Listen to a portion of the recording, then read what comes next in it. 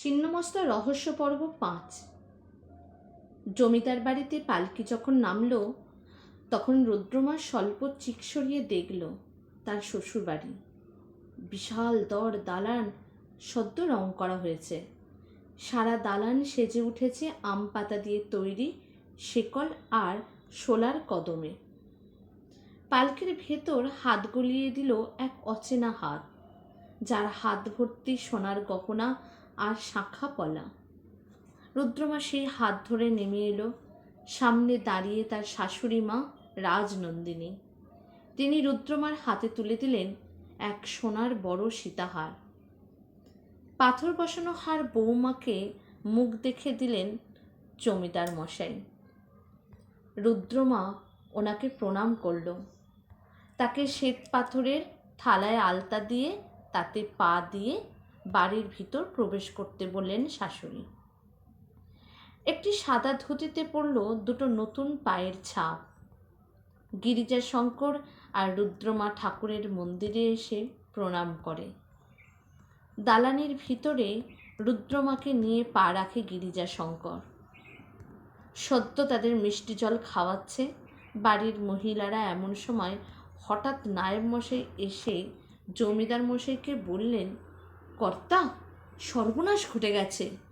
ছোট কর্তার বন্ধুর দেহ পাওয়া গেছে দহে।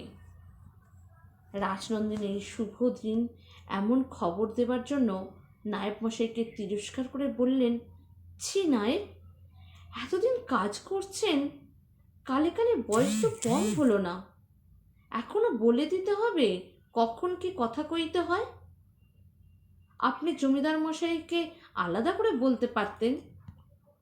নায়েব মশাই হাত জোড় করে বললেন, মাফ করবেন, আসলে গিরিজা, কিন্তু সে বিভৎস যে দেখলাম আমিমা গিন্নিমা, আর নিজেকে না নিয়ন্ত্রণ করতে পারলাম না। গিরিজাশঙ্করের কানে কথাটাও যেতেই সে উঠে দাঁড়ায়। বাকি বন্ধুরা কাছেই ছিল।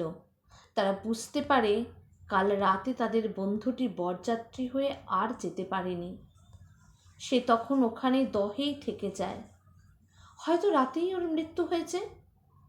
গিরিজা হন হন করে বেরিয়ে যায়। বিয়ের আনন্দ মাটি হয়ে যায় এই অপ্রত্যাশিত ঘটনা ঘটে যাবার পর। কেউ আটকাতে পারে না গিরিজাকে। নায়েব মশাই বললেন জমিদার মশাইকে, কাল ছোট কর্তা দহে যান, সেইখানে এমন একটা কিছু ঘটে, তারপরে বিপত্তি।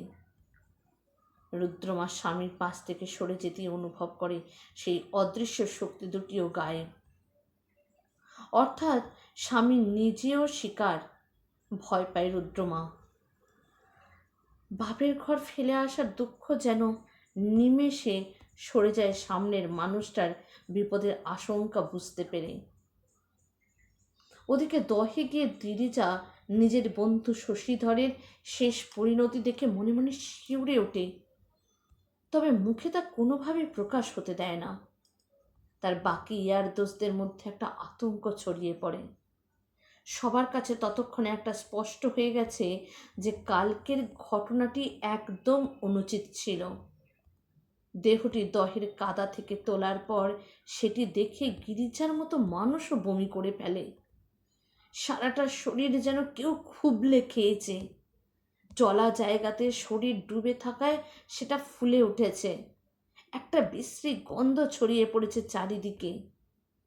মুখের মাংস খুবলে দাঁতগুলো বেরিয়ে এসেছে, আর চোখ দুটো খুবলে গিয়ে সেই গর্ত যেন একটা নরকের মতো গন্ধকার তৈরি করেছে। এ কাজ কোনো পশুর না। এতটা বিভৎস দৃশ্য দেখার পর গিরিজার কাছে তা কলকাতার বন্ধুরা এসে বলল, গিরিজাশঙ্কর, আমরা ফিরবো আজই। আর কোনো তর্কে তারা গেল না। এই মুহূর্তেই তারা বেরিয়ে পড়ল। ওদিকে দহে গিয়ে গিরিজার নিচের বন্ধু শশীধরের যখন এই পরিণতি দেখল, তখন কিন্তু গিরিজার কিছু যখন করার ছিলই না, তখন সে বলল যে ঠিক আছে, তোমরা যদি যেতে চাও তবে যাও, আমি তোমাদের আর আটকাবো না। বিগত রাতে দেবীকে যেভাবে অযাচিতভাবে অপমান করেছে তারা, আর দেবীর পবিত্র মূর্তিতে যেভাবে স্পর্শ করেছিল শশীধর, তার শাস্তি সে সাথে সাথেই পেয়েছে। আর যারা যারা বিগত রাতে ছিল তারাও তো অন্যায় করেছে। গিরিজার শশীধরকে না আটকে তারা সকলে ক্ষমা প্রার্থনা করে মা ছিন্নমস্তার সামনে, আর ওই দহ থেকে বেরিয়ে সোজা রওনা দেয় নিজের নিজের বাড়ি। অপঘাতে মৃত্যু শশীধরের দেহ ফেলে রাখা তো সম্ভব নয় বলে জমিদারবাবু তার বাড়িতে এক পত্র বাহককে পাঠিয়ে দেহটি আর কাল বিলম্ব না করে চিতায় তুলে দিলেন। গিরিজাশঙ্কর বিমর্ষ হয়ে বাড়ি ফিরে এসে মাথায় হাত দিয়ে বসে গেল। এমন কি করে হয়? তার বন্ধু সারাটা রাত গায়েব রইল আর কেউ খেয়ালও করলো না। কোন শত্রু কি এমনটা করলো? গিরিজার কাছে কোনো সদুত্তরও ছিল না। কাল রাতটি যাপন করার জন্য গিরিজা নিজের ঘরেই থাকে, আর রুদ্রমার স্থান হয় ঠাকুরঝি বন্দনার ঘরে। বন্দনা গিরিজাশঙ্করের একমাত্র বোন। তার বয়স 11 বছর। সে নতুন বৌদিকে পেতে অনেক গল্প জুড়ে দিল।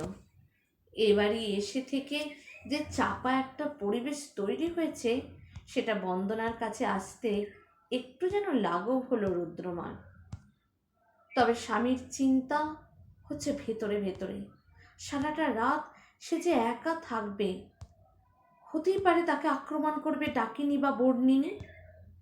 রুদ্রমার নিজের জন্য আনা তোরণ খুলতে বলল দাসীকে।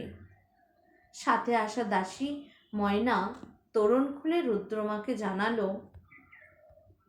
রুদ্রমা একটা ছোট্ট তামার ঘটি তার ঠাকুরঝিকে দিয়ে বলল, ও ঠাকুরঝি, যাও দেখি এই ঘটিখানা দাদার ঘরে ঢুকে দক্ষিণ কোণে রেখে এসো। বন্দনা নতুন বৌদির আদেশ শুনেই ওই ঘটি নিয়ে দাদার ঘরে রেখে এলো। তবে সে দিক নির্ণয় করতে পারেনি, তাই বিছানায় শুয়ে থাকা দাদাকে সে জিজ্ঞাসা করে দক্ষিণ দিক কোনটি। চিন্তায় মগ্ন গিরিজা দিক নির্দেশ করে, তবে বন্দনা সেটা ঠাউর করতে পারে না। সে ভুল কোণে সেই ঘটে রেখে চলে আসে। গিরিজা নিজের ঘরেই ছিল সন্ধ্যা থেকে। বন্ধুরা সকলেই ফিরে গেছে, শশী মরেছে। তারপর আর মন নেই বাগান বাড়িতে বাইচি নাচানো। না হলে আজ নতুন বউ এনে গিরিজা মোটেই ঘরে বসে থাকতো না। সারা গ্রামের পুরুষরা আজ পিয়ারি বাইয়ের মুজরা দেখত। কেন জানে না গিরিজা তার কেবলই থেকে থেকে শশী সেই ছিন্ন মস্তার শরীরে স্পর্শ করার কথা মনে পড়ে যাচ্ছে। আর সে নিজেও তো মূর্তির বুকে পা তুলে দিয়েছিল। তবে কি তাকেও? না না, সে কেন ভাবছে এসব? নিজের ভয়কে নিয়ন্ত্রণ করতে চেষ্টা করে গিরিজা। জমিদার মশাই এসে দাঁড়ালেন পত্রের সামনে। তারপর স্নেহমাখা গলায় তিনি বললেন, কি হয়েছিল কাল জানতে চাই, জানা উচিত মনে হয়। দহে কেন গিয়েছিলে বলো? বাবা মশাইকে দেখে গিরিজা শঙ্কর ধীর গলায় বলে, বসুন বাবা মশাই, আপনি এত রাতে কেন এলেন? আমাকে ডাকতে পারতেন। জমিদার বললেন, আহা, ওসব ছাড়ো, বলো যেটা আমি জানতে চাই। গিরিজা একে একে সব কিছুই খুলে বললে। কেন সে দহে যায়, তারপর সেখান কি ঘটে। সব কিছু শুনে জমিদারবাবু এতটাই রেগে ওঠেন যে তিনি যে সন্তানকে কোনোদিন একবার উচ্চস্বরে কথা পর্যন্ত বলেননি, সেই গিরিজাকে থাপ্পড় মেরে বসলেন। তিনি জানেন ওই দহে বাস করা মায়ের মাহিত্য, বা ছিন্ন মস্তা তিনি একদিকে যেমন মৃত্যু, পার্থিব বিষয় ও ধ্বংসের প্রতীক, তেমনি অন্যদিকে জীবন, অনৈতিকতা ও পুনঃসৃজনেরও প্রতীক। ছিন্নমস্তা আধ্যাত্মিক আত্মোপলব্ধি ও কুণ্ডলিনী শক্তির আধ্যাত্মিক শক্তি অপারগের দেবী।